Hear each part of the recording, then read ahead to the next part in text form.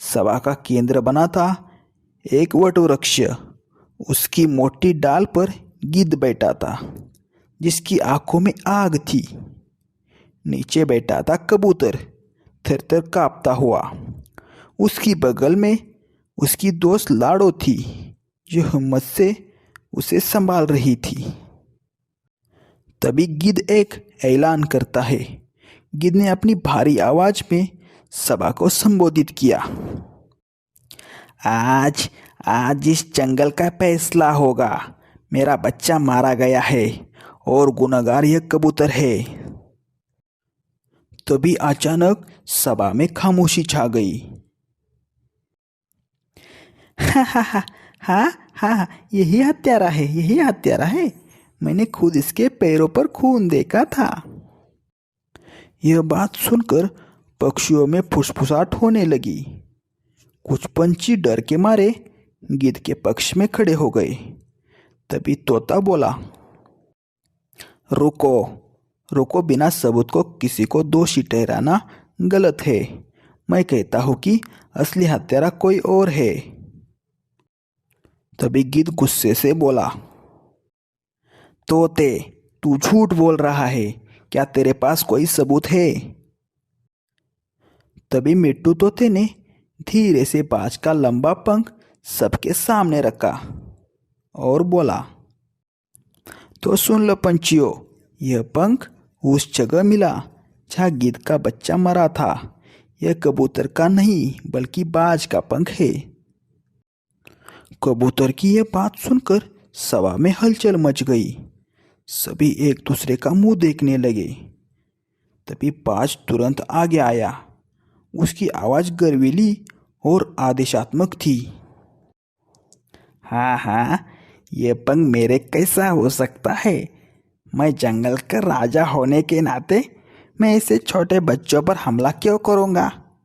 यह तोता कुछ भी बक रहा है। तभी कालू कौवा बाज के पक्ष में खड़ा हुआ और बोला, हाँ हाँ, बाज महाराज सही कह रहे हैं। ये तो तोते की चाल है, क्योंकि इसका परम मित्र कबूतर है। उसको बचाने के लिए ये सारा खेल कह रहा है। फिर से पक्षियों में भ्रम फैल गया। वो एक दूसरे का फिर से मुंह देखने लगे। तभी कबूतर कांपते हुए खड़ा हुआ और बोला, सुनो पंछियों, मैंने सच कहा था।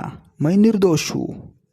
अगर मेरी मौत से जंगल में फिर से शांति आ सकती है तो मुझे मार दो, लेकिन सच्चाई जरूर सामने आनी चाहिए।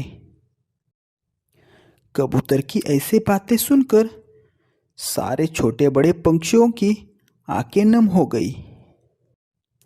तभी मीनू मौसी बोली, हाँ हाँ, मैंने इस जंगल के कई राजा आते जाते देखे हैं। बाज, तू ताकतवर है, लेकिन तेरे भीतर लालच और घमंड भरा है। अगर यह पंख तेरा नहीं है तो बता, जब घटना हुई उस वक्त तू कहाँ था? बाज कुछ पल चुप रहा। सभा में सन्नाटा छा गया। तभी अचानक कौवा घबराकर चिल्ला उठा, महाराज, चील महाराज, अब तो इन्होंने हमें पकड़ लिया है। अब इन्हें मत रोको महाराज। सच सच सबके सामने आ ही जाएगा। अब हमें भागना ही अच्छा रहेगा महाराज। कौवे के मुंह से यह सब सुनते ही सबकी नजरें बाज पर टिक गई। बाज गुस्से से चीखा और अपने पंख फैलाकर बोला, हाँ, मैंने ही मारा था गिद्ध के बच्चे को, क्योंकि मैं चाहता था कि गिद्ध और कबूतर आपस में लड़े और जंगल की एकता टूट जाए। तब मैं अकेला इस जंगल का राजा बनूंगा। बाज की बातें सुनकर सभा में हड़कंप मच गया। गिद्ध गुस्से से चीखा और बाज पर टूट पड़ा। कबूतर, तोता और मीनू मौसी बाज को रोकने की कोशिश की, लेकिन बाज बहुत ताकतवर था। उसकी नोकीली चोंच और पंजों से उसने कई पंछियों को घायल किया। तभी बाज बोला, सुनो सुनो जंगल के पंछियों, मुझे कोई नहीं रोक सकता, मुझे कोई हरा नहीं सकता, क्योंकि जंगल का असली राजा मैं हूँ।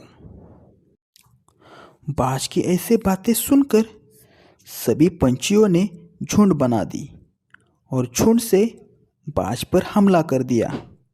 तोते ने ऊंचाई से उसके पंख खींचे। कबूतर और चिड़िया ने मिलकर उसकी आंखों पर चोंच मारी। गिद्ध ने पूरी ताकत से उसे धरती पर गिरा दिया। आखिरकार बाज घायल होकर गिर पड़ा। उसकी शक्ति खत्म हो गई थी।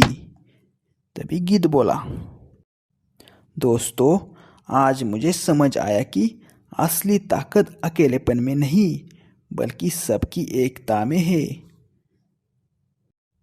गिद्ध की ऐसी बातें सुनकर सारे पंछी खुश हो गए।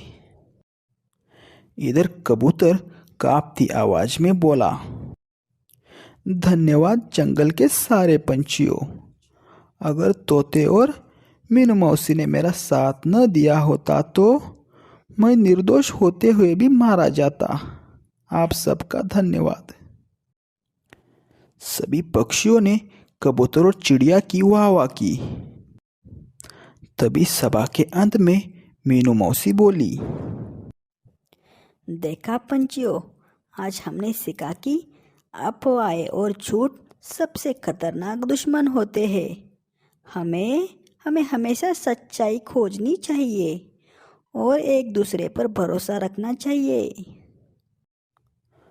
पूरा जंगल फिर से गीतों और चहचहाट से गूंज उठा। कबूतर और चिड़िया अपने छोटे घोंसले में लौट आए और गिद्ध ने भी अपने खोए हुए बच्चों की याद में कबूतर को माफ कर दिया। अब जंगल में फिर से शांति और एकता का राज था।